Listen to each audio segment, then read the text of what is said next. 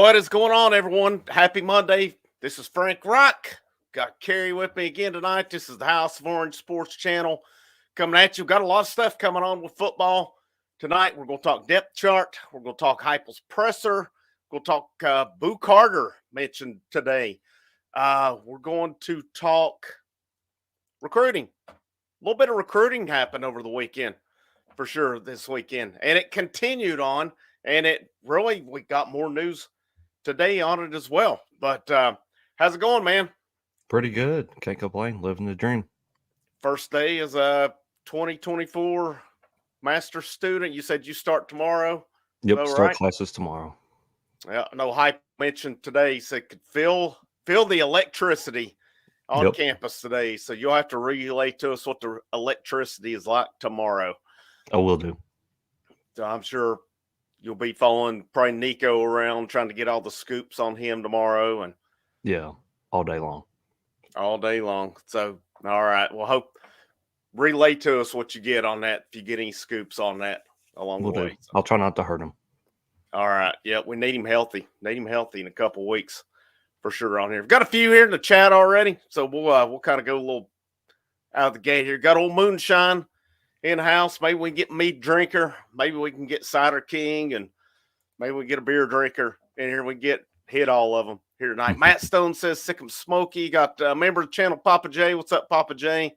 Already tired of the political ads. Amen on that. And he says go big Orange. That's like every time.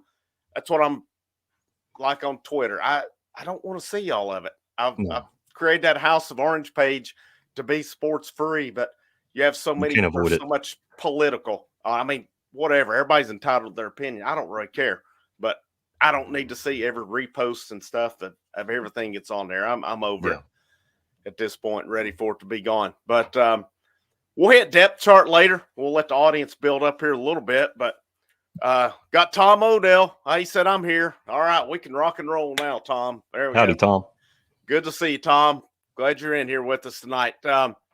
Let's hit recruiting first. Let's hit recruiting. Big weekend for Tennessee, man. David Sanders Jr.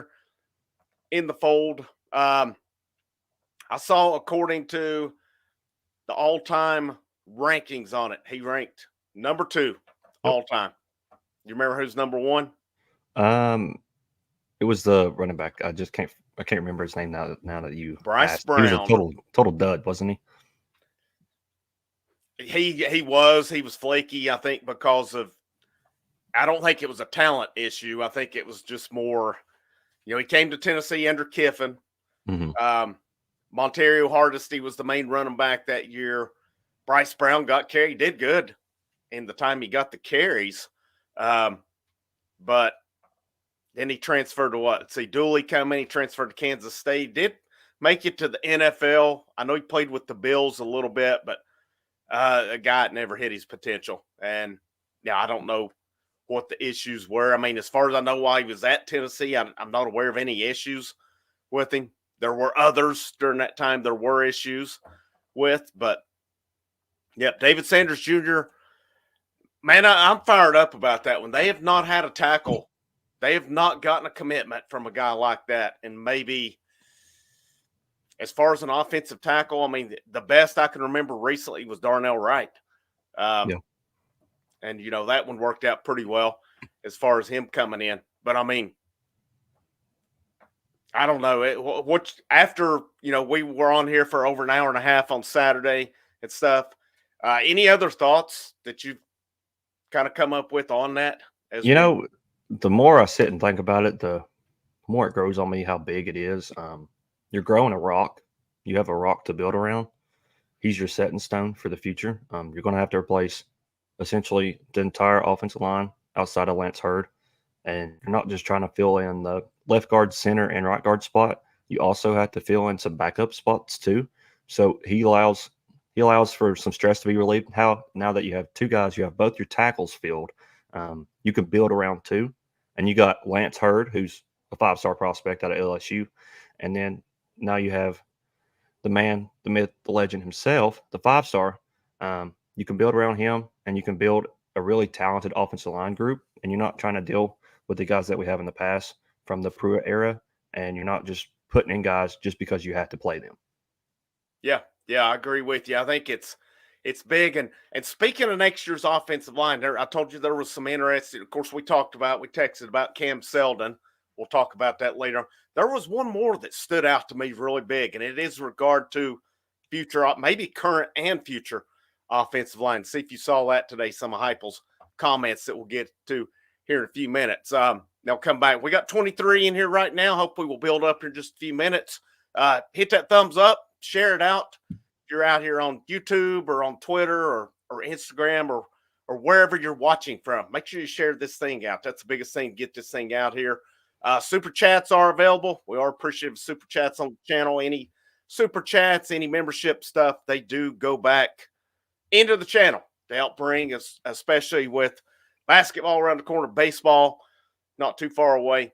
All that does go, it is invested back in to the channel. But yeah, talking about that, just getting Sanders in the fold.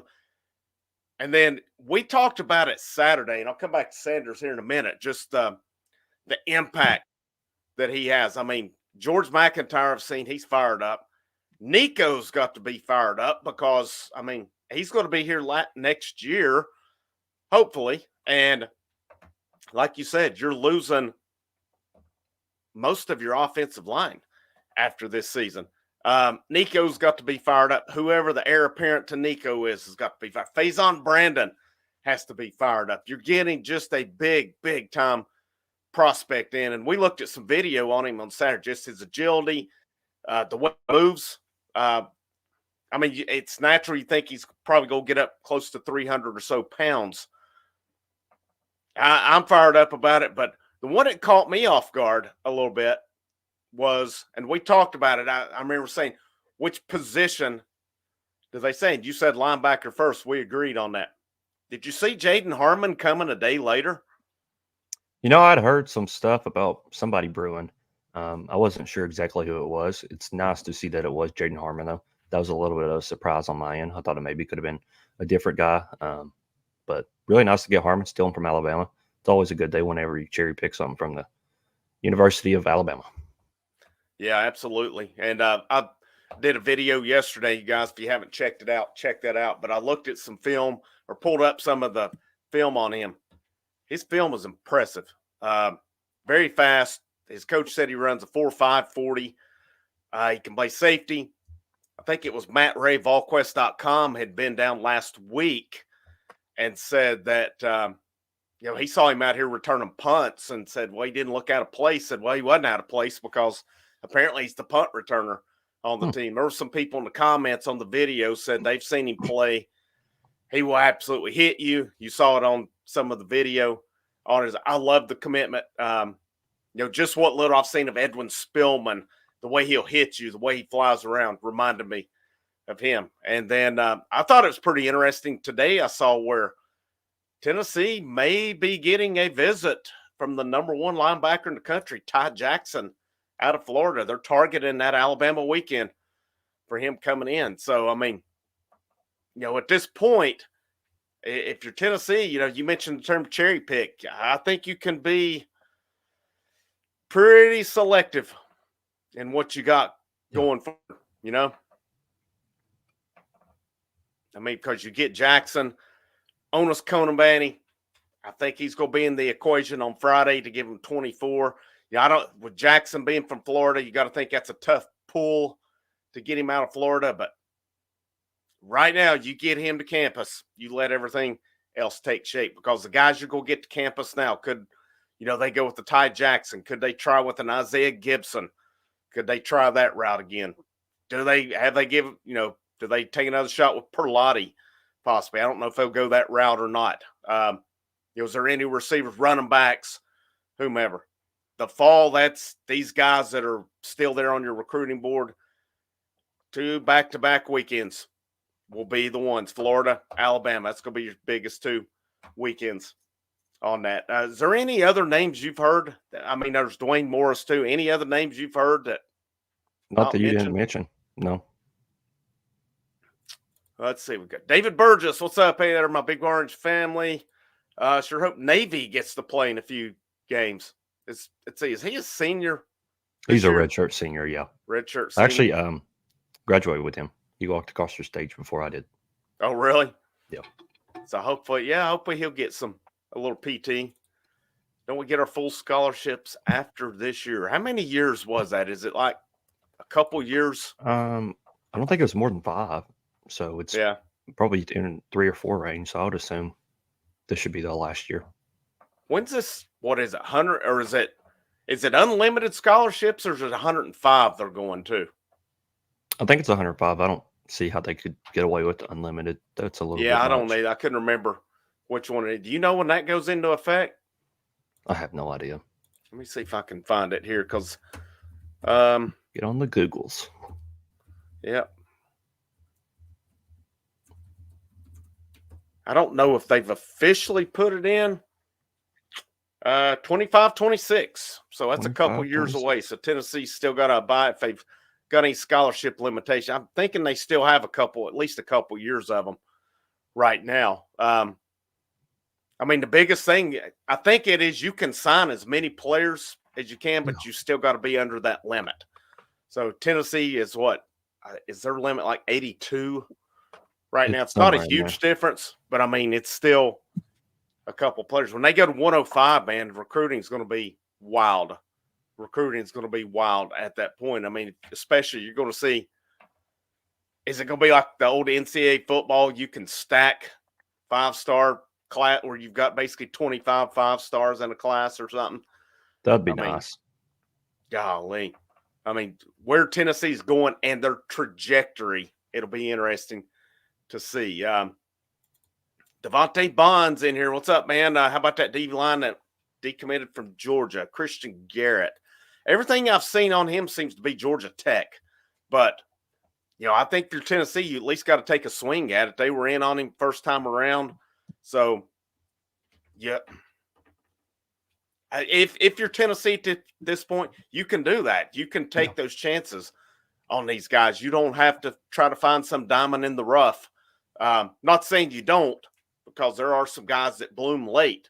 But I think if you're Tennessee, you can be very, very selective right now, for sure. Anyone that leaves Georgia is good by me. Yeah, I mean, Georgia, Ohio State, any that are recruiting at these high levels, that's I'll take any of them right now. But wanted to kind of lead into our chart projections tonight. Carey's already said he's got at least a couple pages full right now. So we'll lead up into that. So a couple things. Josh Heupel's presser today.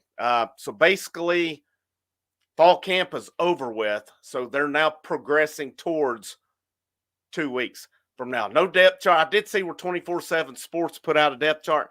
Neither one of us have looked at them, though. We're going with our own depth chart, our own projections on that today. And before I get any further on recruiting, I got to give the David Sanders Jr. recruit. VolQuest.com killed that recruitment. They absolutely were on top of that. Austin Price, Matt Ray, they were on location for it. I mean, I got to say, if I've got a couple membership sites, but to me, the recruiting coverage, just all around VolQuest.com, man, their recruiting is, I don't think anybody's close to them on it. They're killing it. I mean, Austin Price is getting all these interviews and stuff, but the job that they did on that David Sanders recruitment when Ohio State mods are out here spewing their garbage, trying to, I know it was a close recruitment and stuff. I'm at one point in time, but Sanders, they detailed all of it, how it went, when he was offered. VolQuest was on it. They were consistent with it. And, they were on site and got it and got the interview stuff. Awesome job by them. I mean, that's why Brent Hubbs has been around. That site's been around for years. All those guys on it, they're the best in the business. That's just all it is. Not that 24/7 or anything is not, but with VolQuest.com, to me, when I look at it, it's guys, they do their job, and I just don't see a bunch of cocky guys on there. So kind of go how you take that comment how you want with some other sites. But anyhow, getting into the presser today. Couple things that stood out to me. There's one, obviously. What's the one thing, because you texted me this, and what's the big thing Yeah. that stood out to you today? I texted him while I was at work that Cam Seldon, Heupel said that Cam Seldon's full contact, should be good to go. I would say I'm pretty sure he said that he's 100% right now. Knowing Josh Heupel, he's probably not taking 100% reps. He's probably still about 80 or 90. So should be fully ready to go in the next 12 days. Cam Seldon is healthy. I think that's big. Heupel said he's been going through the last couple practices today. He said on it. So I feel like that is big. I feel like that's big. I feel like a lot of people were concerned about that running back chart when it come out that Cam Seldon was hurt back in the spring. Then people were saying, well, they need to hit the portal. But I mean, with what Deshaun Bishop, with him coming on, the staff's talked highly of Peyton Lewis here as well. I think it's big. I think it's big for. I'm high on Cam Seldon, a guy that size with that speed. I think there's a lot of talent. I liked what I saw of him in the bowl game. If these guys stay healthy, they've got some weapons back here. I thought that was big. But the one I told you, I said, we're going to talk about with the offensive line. Did you happen to see the comments on the offensive line that he mentioned? Have you happened to see that? I didn't get to read it. I saw one post on Twitter about it. Nothing. So I didn't get like the full scoop of it. So go ahead. So Josh Heupel said today on that trying to find the quote. I had it pulled. Oh, here we go. He was talking about some position battles. All right, so we'll go over position battles, and I'll get to that. Of course, we know the battle at Star, which is apparently a lot closer than we expected and may not even end up how we expected. Christian Harrison, Boo Carter. From everything I'm seeing, Christian Harrison keeps starting over Boo, but I think Boo's going to start. Boo was named Freshman All-American today. Which publication was it? Do you remember? I saw On3 post it. So it might be Okay. On3 because I know they posted a lot of On3 today. Okay, On3 put out there is Boo Carter, Freshman All-American. So can Boo beat out Christian Harrison? Do they both carve out a niche in this defense? But then go on down here with the position battles. And, they're not given which way it'll go there. Here's what stood out to me, though. And, they put an article, it should be at guard. At guard, it's even more murky. 3 different players fighting to be the starter. Jackson Lampley, Andre Carrick, and they are battling with Sham Umaroff. I thought that was big on that because I'm not heard. And Heupel said Andre missed a couple days but came right back. He's played really well. Sham's playing really well. Jackson Lampley has versatility to play multiple sides as well. To me, that's a positive for now, and that's a positive for down the line because I think it's possible that the ceiling is higher for Sham Umaroff than it is Jackson Lampley or Andre Carrick. Yeah. Thoughts on that? I'm not going to dive too much into it until we dive into the depth chart. I think it's great to see battles. I think you want battles at each position if you can. Even create false battles, kind of maybe lie to your starter player. Just tell them it's a little bit closer than you think. Because, I mean, if you're battling out for all of fall camp, all of summer, you're making each player better and you're overall increasing your team. Yeah. I mean, we've seen this. I don't know how many times before. I can't remember so much in the Heupel. There was always somebody in the former era that you heard all this about having such a good off season, and you never saw them unless it was a blowout.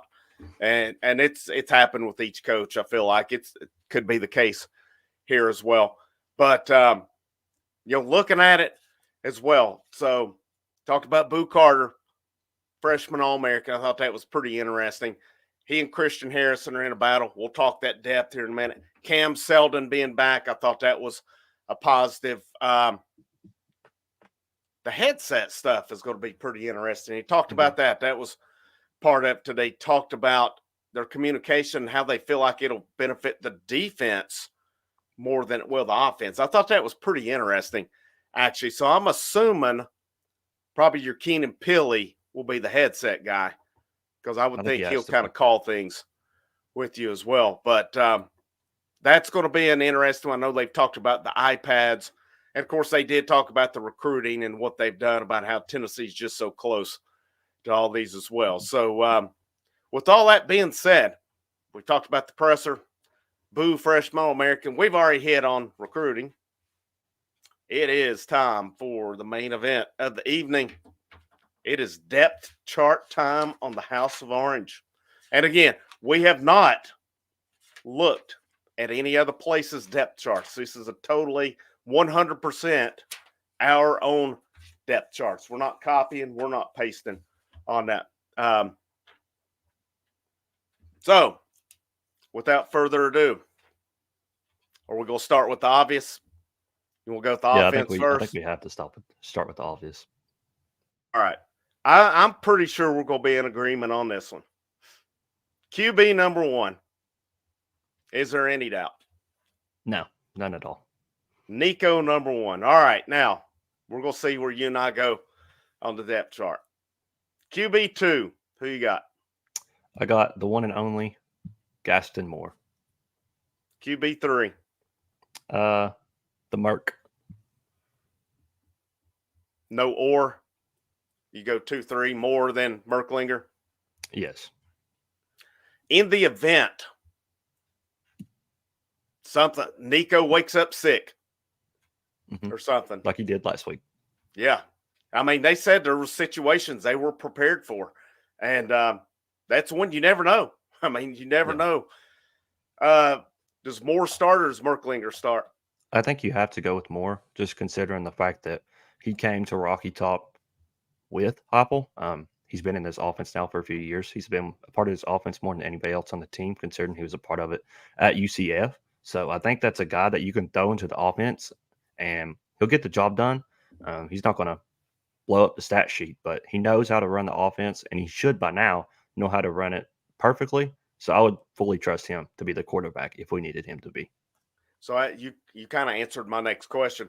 If it come to that, how confident would you feel in him having to take the reps? I feel fully confident. He's been here long enough, been a part of the offense long enough. I don't see how he couldn't get the job done. All right. So, yeah, I'm in agreement with you on that one. If it were long-term, heaven forbid something happens that's long-term on it. Do you still go Moore or do you go Merklinger? I think it's open for competition, but I think that you still just have to go with Moore. You got to give your best chance to succeed. Hopefully, actually have a successful season.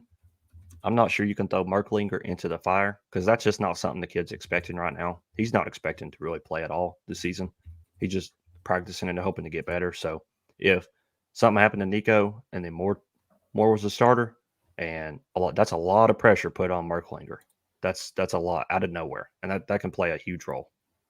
Yeah, I had seen something earlier, people saying that, if it come down to that, they think Merklinger, if they were long. I'm with you. I think it's Moore either way. And I think Moore could come in and do a good job. He's not going to bring the athleticism of Nico or anything, but I think he would come in and have a nice control of the roster. He's going to know, or the offense. He's going to know the offense inside out. So I feel pretty good on that one. All right, so and I guess if we need to, who's QB number 4? I think, of course, has to be the one and only, the prodigal son, Navy Schuler. Navy Schuler. He got some playing time last year, so hopefully maybe some more playing time this year, considering last chance to play ball. So yeah, I hope so as well. All right, let's shift to the running backs now. Any doubt who RB1 is? Nope, Dylan Sampson. Dylan Sampson. I think Dylan Sampson is in line for a monster year. Huge this year. Possibly even bigger than what Jalen Wright had last year, because Jerry Mack had some interesting rotations with his running backs. I don't know that Sims will rotate like Jerry Mack did. He will. But you still got to have depth there. Now, this is where it gets interesting to me. I know where I'm going. I'm curious to see where you're going with this. I know you love this man. You're huge on this man. You mentioned him in past shows that you're really high on him. Cam Zeldin, full to go. He's your running back number 2. He's running back number 2 against Iowa. Did great then. He's going to do great now. You don't really have anybody else that I feel like could confidently play the role of running back 2 And if you were worried about that, you would have hit the portal in the summer. What about 3? I got Deshaun Bishop. I'll take yours and then I'll come back to it. Deshaun Bishop. Bishop 3. Yes, sir. 4. Peyton Lewis, actually. He's got a huge ceiling. He's a guy that it's going to be hard to keep off the field. And 5. Just Khalifa Keith. Just a depth guy. So I'm going pretty similar. Could Keith be? Well, I'll bring this up later on about the offense. I've got some questions later on offensive scheme just based on them talking. I'm going Dylan Sampson 1, Cam Seldon 2. Here's my first or. Number 3, I'm going Peyton Lewis or Deshaun Bishop. And then I'm going Khalifa Keith. Because they've talked pretty high on Peyton Lewis, but they've also talked up Deshaun Bishop as well. I kind of lean toward Peyton Lewis over him. But, man, they've been pretty happy with Bishop up to this point as well. So I think that's that one could go. I don't think it – to me, I mean, I think Cam Seldon's your second most talented running back on the team. Could possibly be first when it's all said and done. But, I mean, Dylan Sampson is pretty dang good on here. So I think we're pretty close on that one. I do want to pull – all right, before we go to wide receiver, I'm going to go to tight end first. I'm going to kind of shift a little bit of a gear on this one. I think this one will be interesting right here. So I'm going to let you start on that one. Tight end. Who you got? Actually, I have my first or here. I got Holden Stays or Ethan Davis. I would assume that they go with Stays, just considering the fact that Heupel and his offense, you've seen in the past, they like to choose the physical tight end, and I think that Stays put you in the best position to do so. If you watch some of the interviews talked about him, some of the other guys, other media corporations, they talk about how Ethan Davis, he can line up at wide receiver, and that's not really what this offense has kind of done in the past. They're going to try to get a physical guy in there like Stays that can help us running the ball, considering we are so spread out. Ethan Davis has a lot to prove in the physicality standpoint. So I'm still going to put or because you never know with this team. But I would still say that Holden Stays gets one or two more reps a game than Ethan Davis to start out. And then tight end number 2, I'm huge on this kid. I think it's got to be Miles Kitselman. This is a guy that reminds me a lot of Austin Pope. Many of you may not remember Austin Pope. He was a tight end a few years ago. All he did was block. That was the only reason he was on. That's the only reason he played was to block. Kitselman does have a little bit more ability to that, but Kitselman's the guy you're going to bring in when you need some yardage, and he's going to block. He's going to run some guys over, and he's going to let Sampson and Seldon get a few extra yards. I'm going a little different than you on this one. I'm going Kitselman's the starter. Really? I'm actually going 2 ors. I'm going Kitselman or Davis or Stays, but I'm going in that order. I think Kitselman, the way they've talked about him and what he does, his blocking, like you said, his ability, and they've talked about he's pretty good over the middle as well. I'm going Kitselman starts. Wow. I'm going Davis second in order because of so many abilities. I've not heard much about Stays. And maybe he's just doing his job. Maybe he's just Mr. Steady on that. Maybe the other 2 are kind of getting more talk, but I'm going Kitselman, Davis, Stays. But I think all 3 are going to play quite a bit. I think you'll see all 3 of them make some kind of impact, whether it's Kitselman in the run game, whether you said like with Davis, can he spread out? Can Stays is pretty good across the middle. Can Davis spread out? Could he be, a red zone guy, so to speak, with his size and stuff? I think they've got some real interesting aspects on it. I'm trying to think if there's anybody. I don't know that any of these other tight ends. I know Charlie Browder came from UCF. I just don't think he's a factor. No, I don't think many. I think that they're just going to try to get those 3 guys in. Yeah, and then Cole Harrison will redshirt. So, I mean, you're looking at Kitselman, 6'5", 256. You're looking at Davis, 6'5", 246. You're looking at Stays, 6'4", 248. You got 3 pretty good-sized guys at that position who all bring something else to it. I like that position. I think I do too. the way they talk about they want to use it. I have a question on that one. Okay. Just now it's came in my head.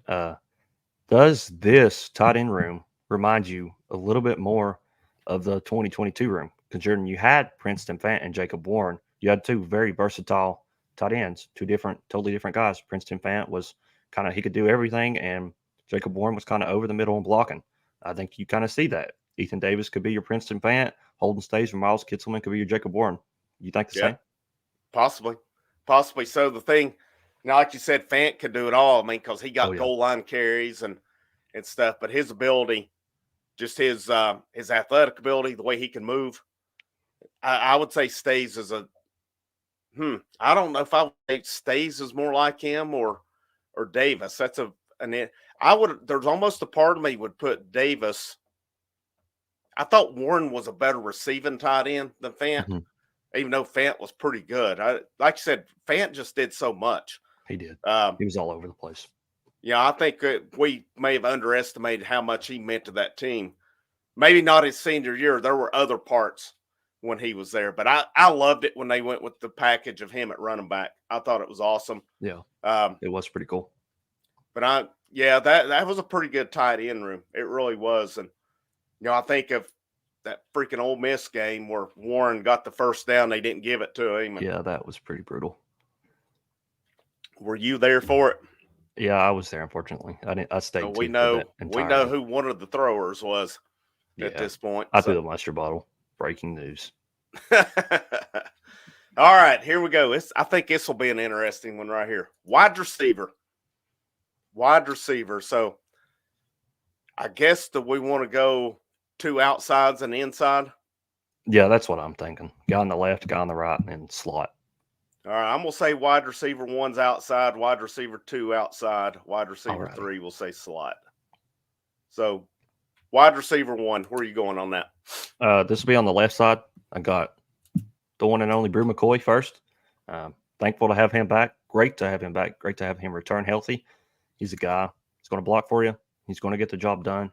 He'll go under the radar, and that's simply because he's doing everything you ask of him. Next, the one and only, huge breakout player last year, Caleb Webb.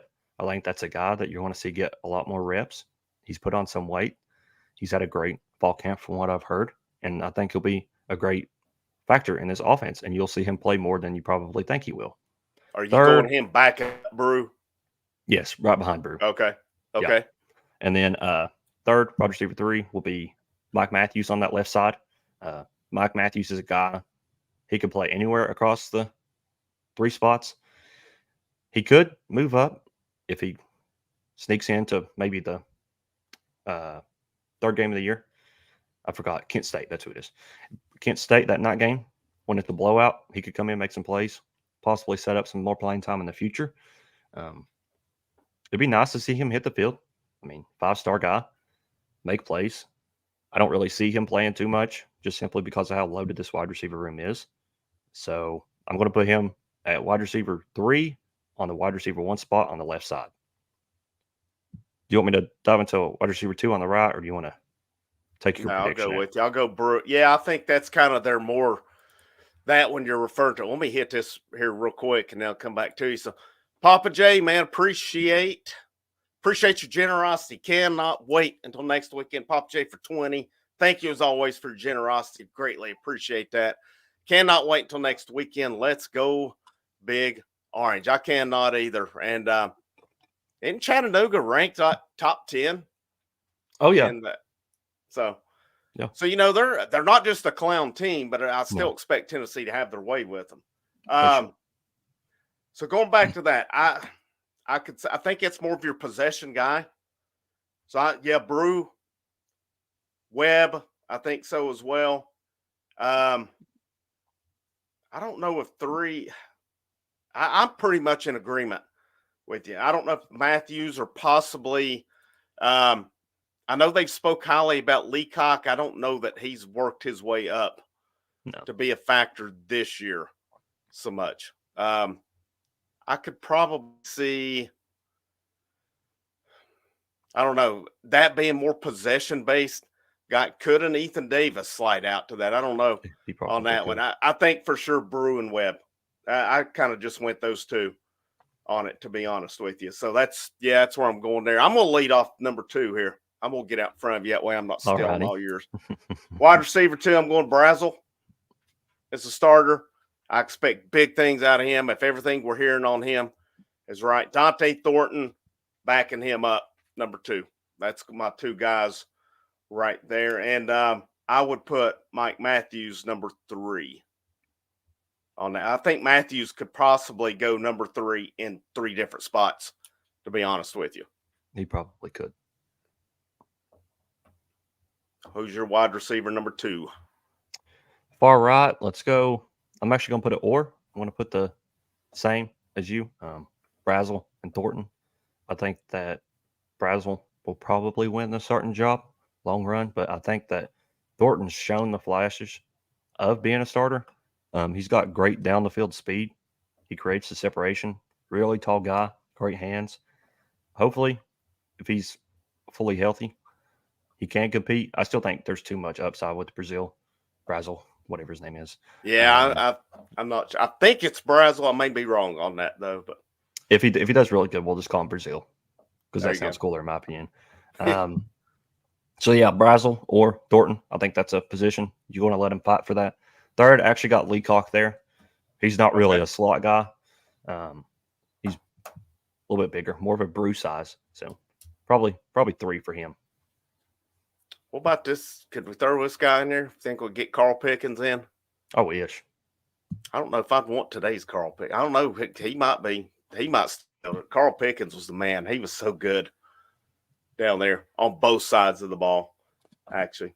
All right, let's move to the slot. I think this could be an interesting one, and I'm going to bring up some possibilities on slot too. So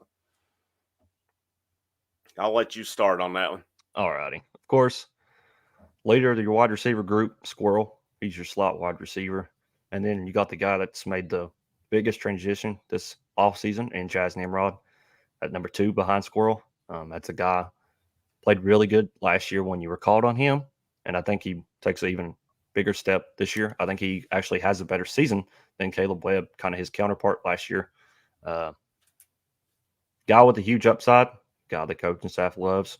Hopefully he'll be able to take that step. Hopefully the pressure isn't too much on him because there's a significant amount of pressure on him this season. And then wide receiver 3 in the slot, I got Braylon Staley. Great kid. Local to where you are. Hopefully he gets a lot of playing time there. I don't really see him seeing the field. They may throw in a different guy there. I could see Matthews taking the slot reps over him. It just depends. But just for this depth chart, I'll throw in Braylon Staley. I've got Squirrel. I've got Nimrod. I've got Matthews or Staley. But Staley's been hurt a lot. He's going to have to get out. And I'll be curious because he's a burner. That seems like a prime role for him. What I would be interested in, could you at some point go Brazel or Thornton at 2, the other at wide receiver 3? They're both burners. I suppose they both got size. Could you put one of them at wide receiver 1, one of them at wide receiver 2, go Squirrel at 3? Or Matthews. I mean, I don't think Matthews has the speed of Staley, but I think he's got pretty good speed from what I understand on it. They've got a lot. They've said it. This is their deepest wide receiving core of the Heupel era. We'll see. And I think it'll help with what I can't stress how much different that I think this offense will run with Nico this year than Milton. I think it'll be night and day. Yeah, I have to agree with you. I think it'll be night and day. But, to me, I think when you still need that catch, there's 2 guys. If you need that one catch, who's your guy you're going to? Considering he got it done against Alabama in 2022, I'm going to go right back to Brew. That's hard to argue. I was going to say Squirrel, but then I thought, yeah, Brew was huge. That was not an easy catch he made. Not. Went up. There's 2 defenders there. So, if we get into, we've got basically 9 guys listed. I would say if Leacock's going to factor, I'm putting him number 3 at wide receiver 1. That's 10 guys right there. and then after the season, you lose what, 2 of them? Let's see. You'll lose Brew, You lose Brew and Thornton. possibly I mean, Squirrel. yeah, I guess Squirrel could go to the NFL after this year. I don't know how his size factors, but I mean, the guy just gets the job done. I mean, he just does. gets the job done. Did you see the numbers Travis Smith Jr. had this past weekend? I didn't see the numbers, but I do know that he absolutely popped off. Yeah, it was like 9 catches, 287 yards, multiple touchdowns. I love that pickup. Love it. Love the size, the speed. I think that's going to be a huge one for them on there. Let's see. Let's see where we're at. We got about 44. We're down a little bit. We had a good audience. We had 75 last week, so I don't know what's up tonight. Maybe some other stuff going on. Of course, this thing's still growing. It's still growing. It's still in the infant stages of the channel. The more we get along, the further, this thing grows. We had an awesome crowd on Saturday. Huge crowd. We were around 500 people. That was easily a best for this channel. And normally I'm not going. I've said it before. I don't know what my game's going to be. The live football shows and all that. I just felt like that was an opportunity we had to take Saturday. I mean, that's one of the biggest recruits in recent memory to announce for Tennessee. I just felt if you're trying to grow a channel, if you're trying to be an everything channel, that's just an opportunity that I can't miss. I just cannot do it. I think I've been an absolute idiot to not hit that one. And it was good to the channel. I know there's other channel. There was a bunch of channels covering it. We probably had some of the lower views, but you know what? There were still 500 people here. That's pretty freaking good. I'm pretty damn happy with that. I'm going to be honest with you. So, building it one step at a time. That's where we're going. So, all right, we've hit the quarterbacks, the running backs. We've hit the wide receivers. We've hit the tight ends. Based on that so far, how do you feel about those? We've not even gotten to the line. That's where we're going next. How do you feel about those skill positions and their ability to produce this year? I'd say that's the best that you've had under Heupel, just considering preseason wise. 22, you didn't really. Of course, those guys, it's going to be hard to live up to that, but you're not waiting until midseason to having Jalen Hyatt break out the way that he did. You didn't have the hype preseason that Jalen Hyatt did back then. So this year, there is every position's dangerous. Running back, tight end, all 3 wide receiver spots. You can put anybody there, and they're going to dominate you.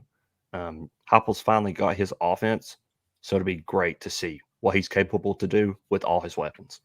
Yeah, I'm excited about it. I'm excited to see it. So, all right, so let's get to, here we go, left tackle, left guard, center, right guard, right tackle. I don't think there'll be a lot of suspense on at least 4 of these. No. So I'm going to let you go left to right with offensive line unit number 1. Unit number 1, left tackle, we got Lance Hurd, LSU guy. Probably the most pressure out of anybody on the team is on Lance Hurd, so hopefully he answers a call on that. Left guard, you mentioned earlier, it's a 3-way battle for that, considering what Heupel said.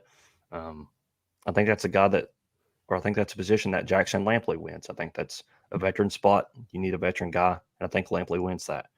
Center, of course, Cooper Mays. Right guard, of course, Javonte Spraggins. And right tackle, of course, John Campbell. Great. Unit 1. I think you could mix and match some guys. You'll still get the job done. It's nice to actually have 5 guys that can actually compete at the SEC level. That wasn't something that you had the luxury of in the past. So it's great to finally have that. Yeah, I agree. I'm going Hurd left tackle. I'm in the Lampley or Carrick. I think Lampley ultimately wins that out. He played good in the bowl game. Carrick just stays hurt a lot. Hopefully he gets healthy and he's ready to go and we can see what he can do. Mays is your undisputed center. Spraggins right guard. Campbell right tackle. Now, funny thing on the second string, I've got the same guy listed at 4 of these. I've got Dane Davis listed at 4 of them. I've got him as the backup right tackle, right guard, center, and left tackle, I've got your Lamplier Carrick.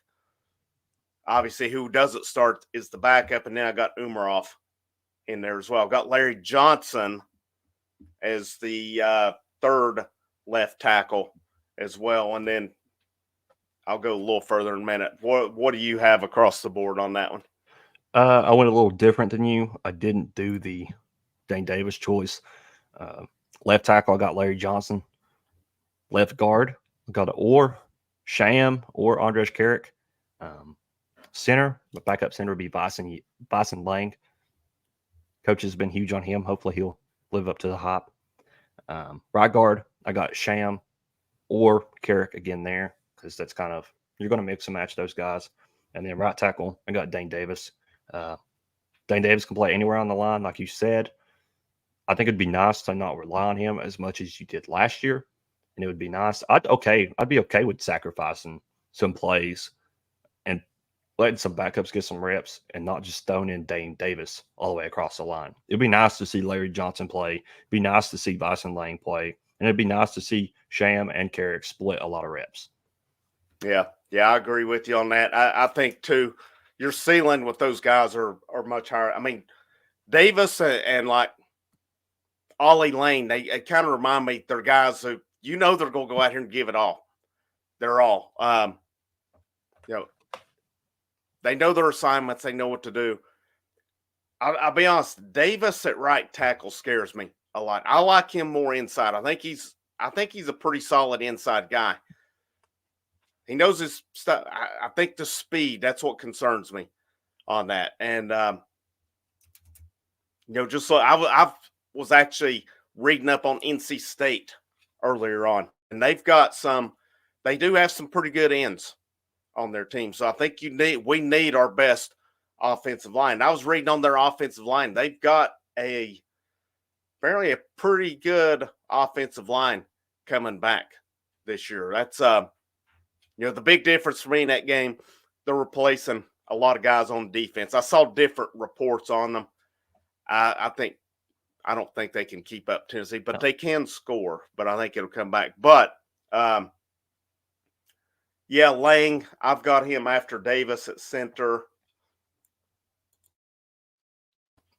Umarov, Sham could go either way. Larry Johnson. I'm not really seeing it unless some of these freshmen, because there's some guys I think there's some guys that they're in that prove-it point of their career. Brian Grant, Masai Reddick are a couple that I think if these guys are going to show, they've got to start moving up that depth chart a little bit, because with the talent they're bringing in at tackle, even guard coming in, if these guys don't start to make that move, they're going to get past, in my opinion. But I hope they develop. We need all the development we can get. I feel it's a pretty good offensive line. What's that? I'm sorry. I actually put together a offensive line number 3 unit that doesn't include any of the other guys. If you want me to read off that one. Yeah, put it together. Go for it. Left tackle, Bennett Warren. It'd be great to see him play. Left guard, a guy I interviewed a few years ago with a different team.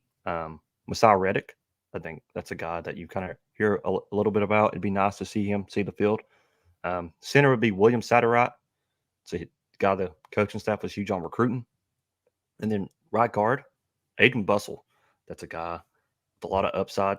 He may take a few steps this season, maybe get a chance to play next season considering all the open availability. Then at right tackle, I'd put Brian Grant. Okay. So you've got all them included in. I mean, I think that's your guys, Reddick, Brian Grant. Those guys, I think those two in particular are guys that are going to have to take that step. Yeah. I think and Larry Johnson too. I mean, honestly, those 3 guys are ones I see they're at that point where, hey, you got to take that step or you're probably getting recruited over. I think some of these young dudes, there's some high ceilings. Bennett Warren, there is. Satterwhite, Max Anderson, I think has a good ceiling.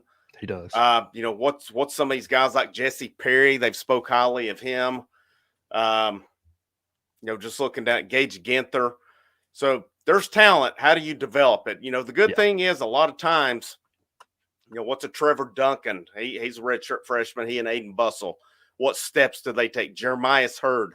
That's another guy that I've read a lot of good things on here as well. They're starting to build that depth here. I think here in a couple of years, it's going to look similar to like what the defensive line looks now in terms of just the depth. I'm not saying it'll be that quality, but it'll be a lot of depth along the way. So that's, like you said, the biggest thing I want to see in these games like Chattanooga, Kent State and stuff, I want to see them get on these guys early, blow them out. Let's get some of these backups that opportunity. I don't need to see Mays and Spraggins and Campbell in the fourth quarter in those games.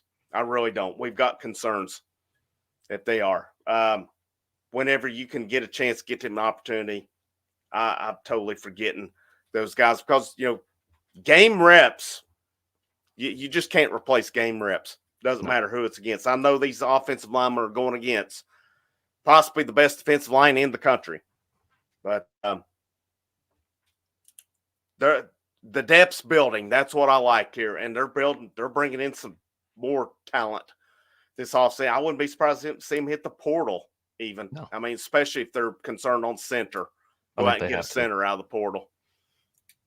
All right, let's shift to the defense here. So we're about 52 minutes. We're going to hit the defense and wrap up tonight. So we'll go.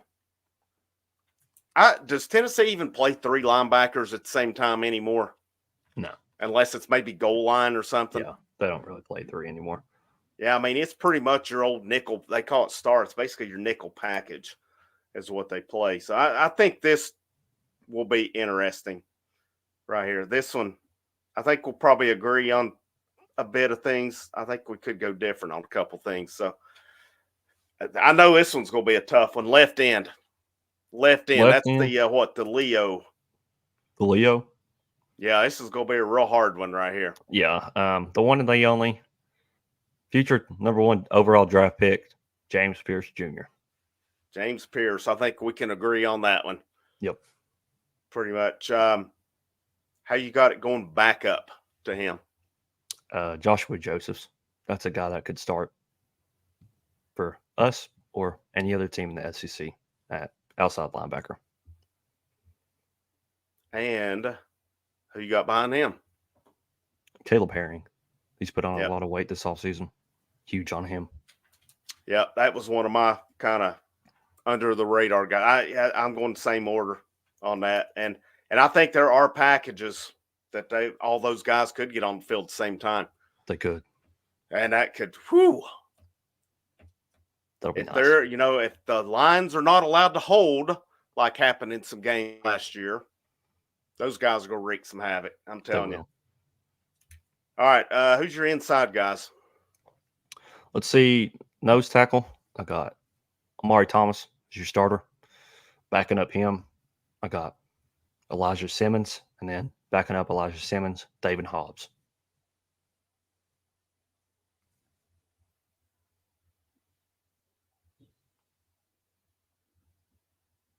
I'm curious to see Hobbs, what step he takes. Yeah, it'll be nice this year. I don't really know how I guess I get confused on their line. If there's a specific, as far as like tackle, are they interchangeable or are they specific to one spot? Because I think right there you could go. I mean, I've got Omari Thomas definitely, and I got Bryson Eason as my two starters at it. I think it gets, because you're going to have Elijah Simmons, you're going to have Norman Lott, and you're going to have Jackson Moy, the Stanford transfer. You're going to have Hobbs in. I feel like I'm forgetting somebody here. I've got the. Where's Tyree West? I'm high on Tyree West, but is he more of? He's more of a D end in my mind. That's what I was going to say. Is he more of that right side? Yeah. End and because I've got Dominic Bailey starting on the right end, but I have West. I think West is going to play big. I think he's going to have a big year for him. So I might have jumped the gun on you on that. Where you've got Thomas, Simmons, and Hobbs.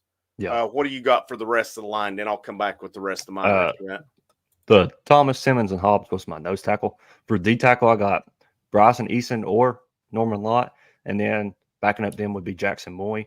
I think there's too much talent there just to put one guy down, just to put like Maury Thomas down and then some guys on the edge or defensive end. You could work in all 6 of those guys could play. You could rotate those 6 guys and you would see no difference. I'd like to see Amari Thomas and Omar Norman-Lott both on the field at the same time. That'd be really nice to see. Bryson Eason's a guy that's progressed each year in this program. So hopefully he takes even more of a step. I actually kind of have him given a slight edge over Norman-Lott, considering he's a guy that started in the past. So they've got guys like I forget about some of these dudes, and they've got so many that can make. Like you've got a Jason Jenkins hit the portal or was about to hit the portal, end up coming back. He started making some plays at the end of the year. I think he's pretty good. Pretty good. Norman-Lott, Jackson Moy, Hobbs is in there. I mean, that's 7 guys I got to tackle. That's not even including some of these dudes that play end could almost play tackle if needed. I wonder if Jenkins couldn't slide out and play end as well. He's 6'6", 281. So that's you got Nathan Robinson. Where's he going to factor in? Seen good things about him. Man, this is such a deep defensive line. It's crazy where we've been at one point in time. I mean, you think about this here. We did not even mention this guy, Leo. You had one of the top 15 players in the country, Jordan Ross, coming in. We've not even mentioned him. No. That tells you how much depth that they have here. I'm going to hit some of these comments here. Give us a minute here. The amount of blue chippers, that they're pulling in is crazy right now at all positions, really. There's Big Orange says, "What's up, fellas? Who likes the right team now?" Absolutely. Go Vols. This is big. Going back to the offense, I've got to stay healthy. I feel like there's a significant drop-off from the top 5 to the second. I really do, at least right now. And hopefully in that Chattanooga game, I hope we get up big enough where most of that second half is second and third team guys on it. Definitely hope Thornton shows out for sure. Matt Stone's worried about the defensive line. I can tell he's real serious on that one. I'd like to see Sham go and solidify. I would too. I think he has the highest ceiling of the bunch, but Lampley gave me confidence with how he played in the bowl game. I thought he did a good job. He graded out well, according to PFF as well. And I mean, it's a pretty good point. If it's that close, do you go with the veteran? Do you go with the talent over? If it's that close, I'm going with the talent. A part of me thinks I think it's probably building him up. I think it's Lampley. Keenan Pilley's close to getting Social Security. We'll talk about him here in a minute. So I said Pilley, born in 98. Amanda lead the D, Pilley with the headphones. Yeah, we'll get to that in a minute. All right, what is their name for the right end spot? I cannot remember what they call that. I'm not sure. I just put it as a defensive end. Yeah. What's your depth on that one looking like? My starter is going to be Tyree West. That's a guy that you saw in the bowl game. You kind of saw a freak athlete come out of nowhere. He kind of popped out, kind of like James Pierce Jr. does. I think that's a guy that has more upside than Dominic Bailey. Tyree West, you saw him chase after the quarterback in the Citrus Bowl at a different speed that you see from any other defensive lineman. So I think you have to start him. It's going to be extremely hard not to have him on the field, just considering his athleticism. He kind of reminds me a little bit of skinnier version of Jeffrey Simmons on the Titans. Huge upside and could definitely be a star player. Then I got Dominic Bailey behind him. Then, who you mentioned earlier, I think he does kind of slide out to the defensive end spot, hopefully to maybe get to see the field more. And Jason Jenkins. And then fourth, Tyree Weathersby. That's a guy talked about a good bit from the staff. He's making progression. He probably won't really see the field, but I got him at the 4th spot at the defensive end. I've got Bailey. then West and Weathersby. And that was before I factored Jenkins in. But I think Bailey starts, but I'm with you. I think West is better, and that's nothing against Bailey. I think Bailey's solid. I think he's a guy you can depend on. He's going to do his job. I think West is, like you said, I think he's got that. I don't know. He's that guy that's more of a difference maker to me. I think both guys will see it a lot. From what I've read, to West may be a guy we see in those third down packages with Pierce and Josephs and Herring all kind of mixed in. I mean, you get those guys in, and maybe you have an Omari Thomas or somebody in there as well. But if they're allowed to do what they're supposed to, they're going to wreak absolute havoc on that one. Darren Weaver says, for our offense and our defense are as good as advertised, we're going to need a good running back rotation. I think the running back position's being undersold. I think it's talent. I just think it's because it's a lot of unproven talent. I think there's a lot of talent in that room, especially with Bishop coming on. Selden, Selden's still, I'm big on Cam Selden. We'll see if he proves me right or wrong. They're pretty high on Peyton Lewis as well. Could Khalifa Keith. I wonder if I'm curious to see, and I meant to ask this earlier, do we get a goal line package this year, or are we still running out of the shotgun all the time on short? I'll be honest. If I never see them on 4th and short round shotgun again, I'll be fine with it. It's just, I don't think it's in Heupel's blood. I just really don't. I don't think he's got it in him. We want him to do it because that's what we've all grown up with, is the A.J. Johnson. Yeah. You put him on 4th down, 4th and goal, and he got the job done. You're just not going to see that, unfortunately, with Heupel, I think. And now you're kind of to the point where you're not having to rely on putting all your big guys in just to get 1 yard. You have the playmakers on the edges. You got the running backs. You got the tight ends. You got Nico. All these guys that can make plays on their own. So you don't really have to put in 7 300-pound men just to get 1 yard. Yeah. I'm big on to me, it doesn't make sense to line up 5 yards behind the line to get 1 yard, but I'm with you. I don't know. We saw a year of it with Princeton Fant, and I always kind of loved Jalen Wright. He was the short yardage guy, and man, you got to have your line blocked for you too, though. Yeah. How many times we see that line get mauled, and that's going to be a big part of it. If your line's not doing the job, it's honestly not going to matter if they're in shotgun or if they're under center. I wonder if Keith at his size could be a weapon in that. 200, Matt Stone here put 239 pounds. They've got Keith on UT Sports listed. I had it up here. I got down to the defense. They have him listed on there. 6'1", 239. That's a big man at runner. I hope they'll utilize it. I'm just a fan of that, but we'll see. But that defensive, this was a pretty good point right here. Where did I see it at? Oh, the fact we're talking about 4th string.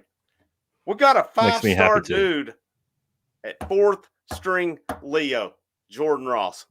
Insane. Possible. This defensive tackle depth, this line depth is wild. Absurd. It is wild. It's been so long. I still say late 90s, maybe early 2000s since they've had this kind of depth on it. I don't know that they've got that, but Pierce is a stud. You don't have Albert Henderson and John Hainsworth. Albert Hainsworth and John Henderson. Let me get it right. I got them backwards there. But that's still some very solid defensive tackles that they have in there as well. So let's shift to the linebackers. I think they may both be pretty easy, but all right, where are you going linebacker wise? I'll just run through my 3-man deep, but just the left linebacker. Let's just envision the guy on the left. You got the left and the right guy. Left guy got Keenan Pili at first starter. He's your headset guy. 26 years old, fully developed frontal lobe. He's going to get the job done. Then behind him, I got Jeremiah Thielander. It's a kid that I love personally. It was nice seeing him getting a lot of playing time last year, and he should get just as much playing time this year, if not more. He's a guy that's downhill, makes heavy contact, And then the guy behind him makes even more heavy contact, and Edwin Spillman, you'll see him on the field. He'll sneak in there somehow. He'll pop you in the mouth, and he'll leave his mark. Yeah, I went Pilly. He's going to be your headset guy. He's going to lead the defense. Just a little bit of action we saw ahead and get out of him against Virginia last year. He looked like a difference maker. And to me, it may have been a blessing in disguise for this team and him. Yeah. That I say this, would he have made a difference last year? Yes. Does he lead to more wins? I don't know that he does, though, because I don't feel like a lot of what he brought would have changed things, yes. But the fact that you still had the same quarterback. And, hey, hats off to Joe. I'm pulling for him with the Patriots and stuff. But, it is what it is. This offense is going to look so much better this year. I've got Pilly. I've got T-Lander. I don't know where they go with this part. I put Jalen Smith third, even though I've really not put much about him. And then I'm going to kind of jump on it. I've got Arion Carter 1 at the other linebacker. I got Caleb Perry, and I got Spillman there. I guess they could interchange with Spillman and Smith. I'm not sure how they've got them exactly, but that's my top 3 I've got. What do you got on that side? First, I think that this is actually a huge position spot. When you have the defensive line as strong as it is this year, it's totally different than it was last year, where the linebackers are so much more important now because you're going to be able to stop them. Well, you'll have to be able to stop them in the short stuff, because last year you were in a position where you had to have your secondary play really well, because they're going to get past the linebackers. They're going to get past the defensive line, and they're going to get down the field. So you had to rely on the secondary to stop them. And now you're going to be move that up to the linebackers, because the quarterbacks are going to have to throw the short plays. The defensive line is going to be putting pressure on the quarterback. So the linebackers really have to step up this season. And I think you got a guy here that's going to answer the call.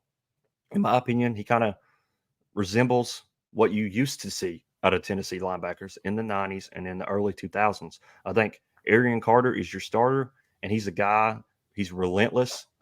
He could be the leader of the linebacker corps right now if it wasn't for Pilly. 110% on every rep. He's a grown man, great man personally, and I think he's gonna take a huge step this year. You saw T-Lander and Carter competing for the same spot last year. Carter's made such a huge jump. He'll start this year, and he could start on any other team as starting linebacker, in my opinion. Behind him, I got Caleb Perry. He's a guy, good depth piece, gets the job done. And then behind him, who you mentioned a little bit earlier, I got Jalen Smith, since I have Spillman on the other side. Yeah, I'm not sure how they go with that one, which one. So that's kind of how it went there. I think this unit could be one that we're sleeping on. Well, I think Pilly's going to be solid. I feel like for I don't know how many years, Tennessee's had that one pretty good linebacker, and then their second one has been hit and miss. Banks was solid. The big thing, they need somebody can cover in the flats. And, I know the South Carolina game, I know you had Connor Stallions. Everybody said that. But the freaking bottom line in that game was they couldn't cover. No, they couldn't. And especially when South Carolina, there was some of that. I don't care who was given the plays. Spencer Rattler made some unbelievable throws in that game. I was there to freaking witness that garbage show. Some of the throws he made were just, it didn't matter if he knew the plays or not. They were awesome. But out in the flats, the way they killed Tennessee. And maybe they've not played that good since those two games against Tennessee and Clemson. I don't think that's a coincidence, but still yet, the thing in that game, and I would think you got to pick up on it. At some point, they kept going to the flats, and Tennessee's linebackers could not cover. They've had that issue even when Pruitt was there. I thought Toa was pretty good at times, but he could not cover. He could not cover. It's been a while since we've had linebackers that could cover down here. I think now Pilly showed to me against Virginia that he can cover in what little bit we saw him. If Arion Carter is everything we're hearing, I think you're going to have a couple guys can do it. That defensive line, though, you mentioned it, man, with that depth. That's like right here. I want to go back to this comment. Austin Ireland said top to bottom. I don't know if they've ever had this depth at D-line. Maybe better players, but, a 14-man rotation, I don't know if they've had that much depth either. That is huge. The more I've seen it, though, I've gotten higher on these linebackers. Yeah. I like what they possibly bring to the table. All right, so we go 6 deep there. That's not even including you've got freshman Jordan Burns coming in, was pretty highly thought of. That does not include. Is there anybody else? No, that's it. And then your future is very bright. It is. At that position. You lose Pilley. If no one else transfers, though, you're bringing in Christian Gass. Now you're bringing Jaden Harmon. What if you do get a Ty Jackson? That's just icing on the cake. It is. I've said this before. I appreciate what Brian Jean-Marie did by restocking this room, but I think we needed that teacher to get him to the next level. I mean, cannot stress enough what he took over at that linebacker. But so many guys on this team when they came here and the positions they took over that had no depth at them. And now what they've made it. But I think William Inge is what this team needs at this time. Just a guy, more of a veteran coach who I feel he's going to coach these guys up. I feel we're going to see that improvement with it. I like those 2 units. The biggest question mark on the team now, we're coming to the secondary. I don't think there's much doubt about this being the question mark. But is it as big of a question mark as we think? We're going to dive into this one right now. We're about an hour and 12 minutes. We're up 57 people. I don't know, man. I'm thinking, is 8 o'clock the time to go? I'm wondering if that's not our big audiences. I kind of hate to go that late, but I don't know. I'm all for getting the best audience in we can get either. Anybody in the chat, I'm welcome to feedback on that. 2 of us can talk about it later on as well. But let's start the cornerback position. I'll let you start there. I'll go ahead and I'll make one more quick note about the linebacker core. I am very blessed and very happy that Elijah Hearing is no longer part of this linebacker core. He was a Achilles heel in the past game, so very thankful he's gone and we have moved on for him. But I'll go ahead and get into the corner spot. Left corner, I'll do left and right. So we'll go left first. Number 1 guy, Oregon State transferred, Jamad McCoy. He's an NFL cornerback, and you cannot be understated how big it was picking him up from the transfer portal. Number 2, another transfer from Temple, Jalen McMurray. VolQuest and everybody else has been really big on him so far in the preseason, and so has the coaching staff. I think it's a great guy to back up Jamad McCoy. And then in 3, I got Marcus Greed Jr. That kind of the third spot on each side. It can kind of go to anybody. There's nobody really singled out for that. You may not ever even hear Marcus Greed Jr.'s name. It could be some random person. But I just went ahead and put him there. Okay. I've got McCoy and McMurray on that one. I would say if it goes to a third, it's Jordan Matthews on that side. I'm thinking some of this is going to be interchangeable here. Yeah. I'll kind of give a spoiler alert. I don't know, unless it's like blowouts, that we'll hear any of those true freshmen this year, other than Boo. We'll get to Boo here in a few minutes. But as far as my initial thought is Boo is the only one that we see this year. Maybe in some blowouts because, they can play 4 games without losing a red shirt. So that's where I'm going. McCoy, McMurray, Matthews. I'm going to take the other corner here. I'm going Gibson. I'm really kind of going the same order. I'm going McMurray, Matthews. And I think that could be interchangeable on that side. I could see Matthews being the backup, but I'm really going kind of the same. I think it's definitely McCoy. I think it's definitely Gibson.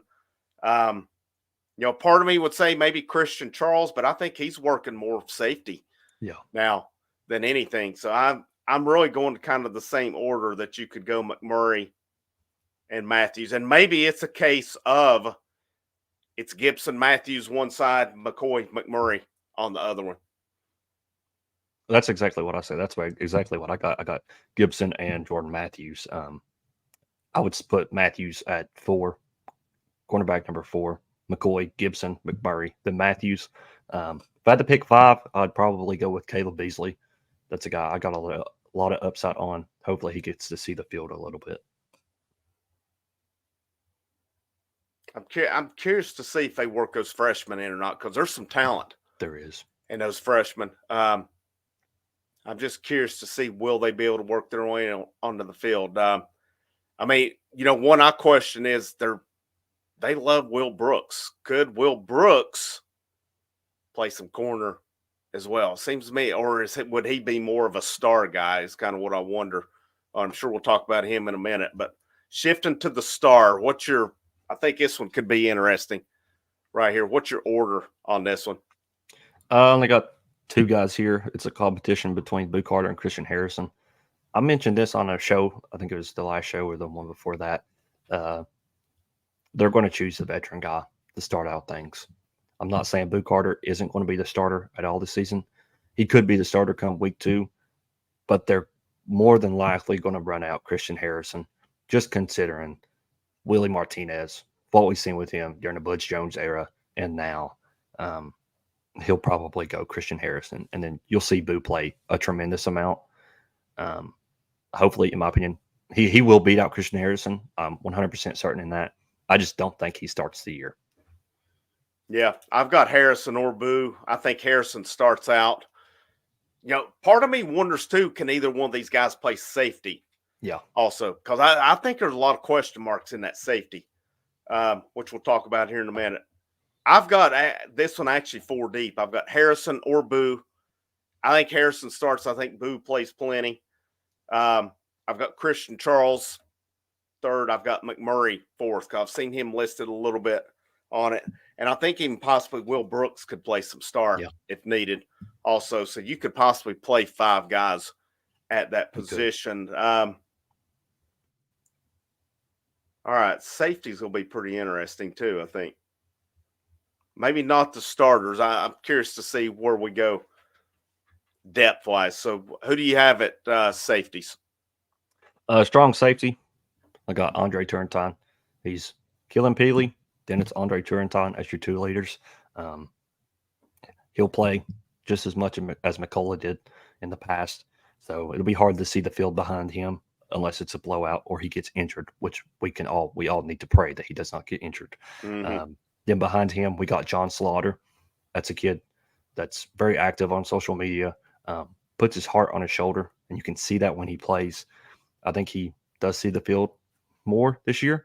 Hopefully he makes the impact. Behind him, I got Edris Farouk. He probably won't see the field at all, considering they're going to play Turrentine until he dies. So I don't really see Farouk playing the field unless it's a 56-0 ball game. Now, there's a guy we didn't mention at corner. Hasn't William Wright played some pretty meaningful snaps? Yep. I mean, I don't think he's in your top, but I think, I'm thinking if they need to, he could jump in, possibly at the star one of those corners. Yeah. I'm kind of curious on the safety. Like, I'm with you, Turrentine. He's their best safety. I don't even think it's close. I thought he was better than Wesley Walker, to be honest with you, when he was there, but they played the veteran guy over him. I think he does his thing. That safety, is it interchangeable? I'm kind of going Slaughter on that one, but could Jacoby Thomas or Christian Charles possibly back him up if possible as well? The other safety, I'm going Will Brooks based on everything I've heard, that he's your starter right now. I don't know that they are just dead set on that one, because based on what I've read is that they're working other guys. I'll go Will Brooks. I'll go Jacoby Thomas backing him up.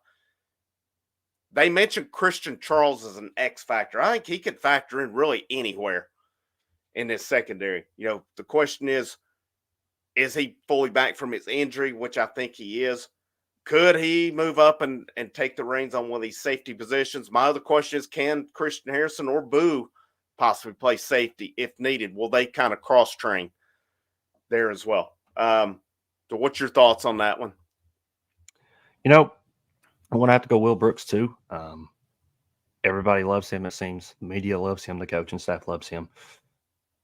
I saw Volquez asked to make the comment that the fan base is going to be a little bit worrisome considering the fact that this is year 4 Heupel and you have a walk-on starting at safety, which is a little bit concerning if you don't really look at the team. Once you kind of see how good Will Brooks is, then you kind of realize he's just as good as any other guy. He's going to get the job done. I personally love it. I think it's nice to have a guy like him that's earned that spot to play there, and he's not getting replaced like from a guy like Jacoby Thomas. Now, do I think Jacoby Thomas probably should start, in my opinion? I would say yeah. I'm big on Jacoby Thomas, but I still think that Will Brooks has earned that spot. And then I would put Christian Charles behind those two. Yeah, I think that's where it is. I mean, the bottom line, I'm not there to see practice every day. Does it concern me? Sure, it does. But also, these guys have coached a lot of football. It's their jobs on the line, too. You got to, I've got to trust in them until I see different. That, have we had questions about why guys have played and haven't played at times? Yes. But, there's, like you said, they like the veteran guys. Then what we've got to hope for is that Will Brooks is everything they say he is. If he is, I love it. I love those kind of stories. I hope that's the case. I hope that's the case. If this is just a guy that they've discovered and he becomes that solid, to really good player for them. Overall opinion on this secondary. You feel pretty good? You in the middle? Where you at on them?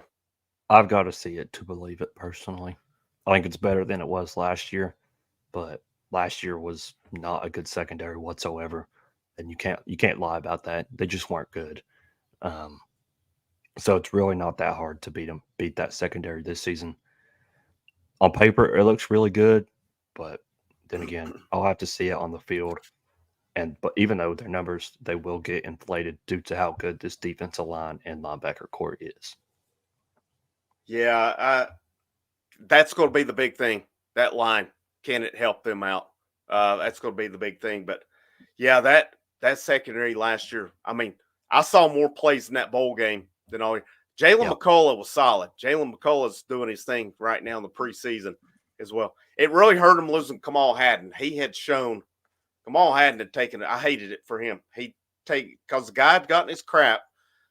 I'll be honest, that South Carolina game, the way he talked, he got everything he deserved with the crap because he was getting burnt and he kept talking. I appreciate the confidence, but there's a point in time if you're getting your butt handed to you, you got to do it. But yeah, I've got to see it with this unit. I'm hoping the bowl game gave me confidence, even though Iowa's not the standard.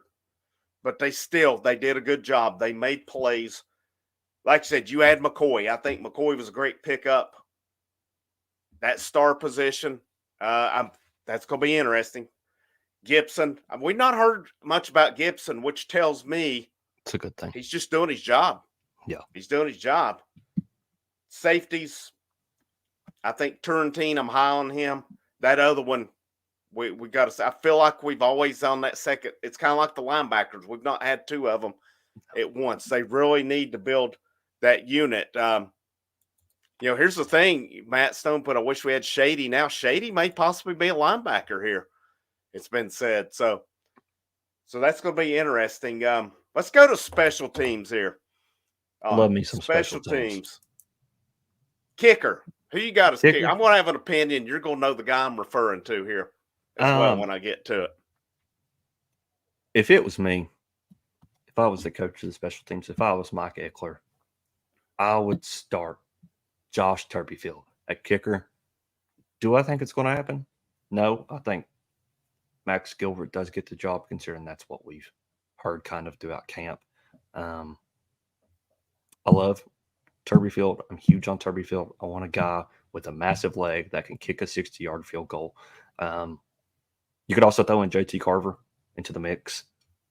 I just don't think that he's really in it that much. I still think they'll probably go Gilbert, which will piss me off, but we won't talk about that. But if it was me, I'm picking Turbyfield. I would too. I think it's Gilbert. You mentioned Carver. That's the point. I said you're gonna know who I'm talking about. You remember another kicker who was coming out around that time, but Tennessee probably could have had if they'd have just went after him. Is it the one I went to school with? Yep. Yep. I Yep. don't Guy know. we watched punt all the Yeah. time, and guy coached baseball 2 years. Is he still at Coastal? I think he's still at Coastal Carolina. Yeah. Yep. Cade Hensley. I was so wanting Cade Hensley because he was going to the Will Hoyt camps. I mean, we saw he gave up baseball. He was a heck of a baseball player.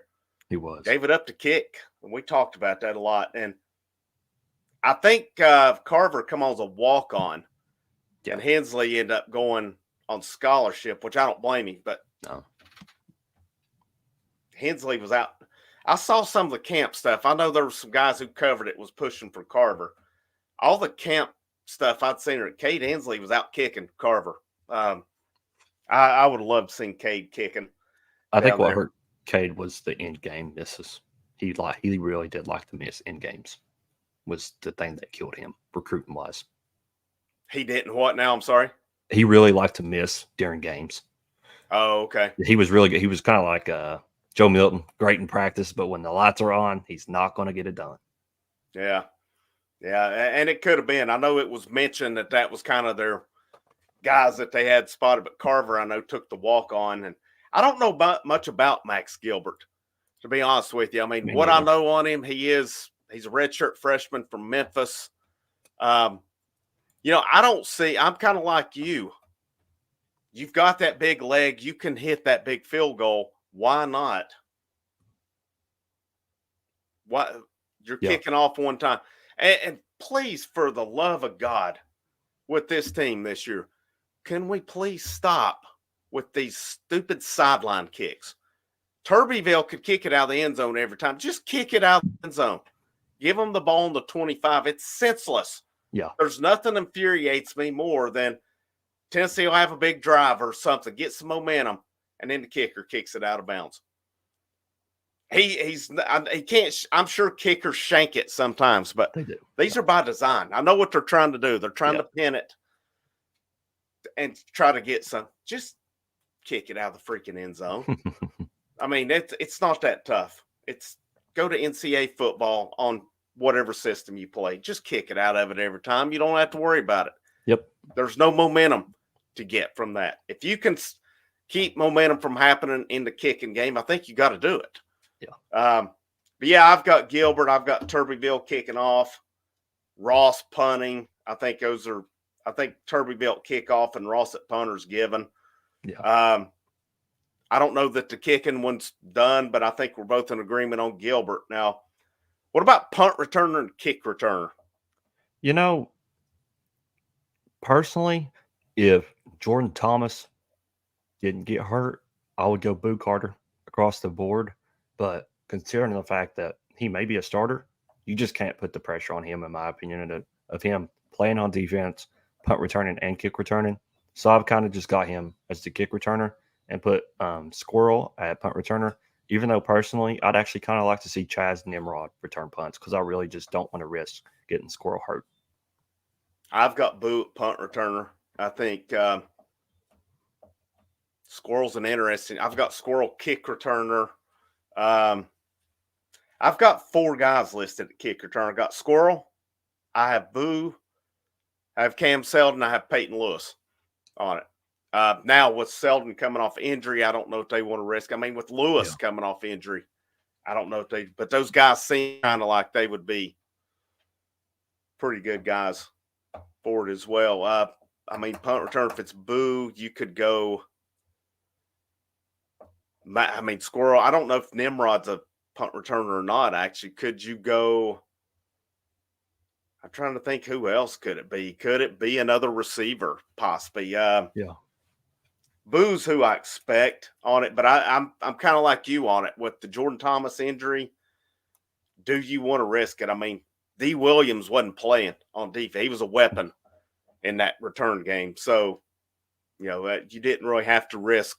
There wasn't the risk of him getting hurt would hurt your second. You didn't want him to get hurt, obviously. But with Boo, it's I think there's some risk on it. So still seem like an 11-1 team to you? Yep. Always.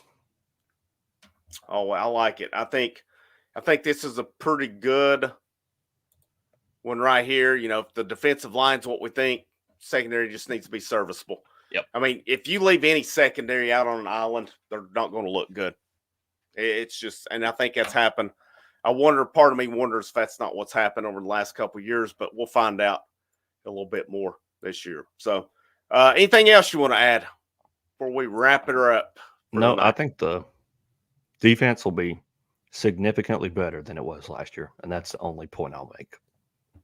Yeah, I think so. I mean, it's still in improve-it mode, but I mean, yeah, like we talked on that defensive line, and even the linebackers, there's talent there we've not had in a while. The secondary, it's unproven, but I do think there's talent there. It's just a matter. Tim Banks and Willie Martinez, to me, are in that prove-it mode as far as their positioning. I like Tim Banks as defensive coordinator. There's times I question the game plan, but overall, the defense has gotten better each year that he's been there. And, you know, a lot of Tim Banks, the stuff he got criticized for last year when they're on the field all the time, because that was not a great offense last year. You know, it wears on your defense at times as well. But we're going to wrap this thing up. We had a good show tonight. Talked depth chart, talked recruiting, talked all that. You know, Monday nights, we'll talk about the time, 7 o'clock. I mean, we seem to get more around 8. We'll kind of talk about that, see where we want to go moving forward. Obviously, update that throughout the week. But he's Kerry, Frank Rock, House of Orange Sports Channel. Thumbs up, share. If you have not already, hit that subscribe button. Lots of stuff coming this way. Seeing, you know, this channel, like I say, it's in its infancy. We got so much more to come as we move forward. Hope you guys have a great rest of your evening. And I got to find my outro. But last but most certainly not least, go Vols.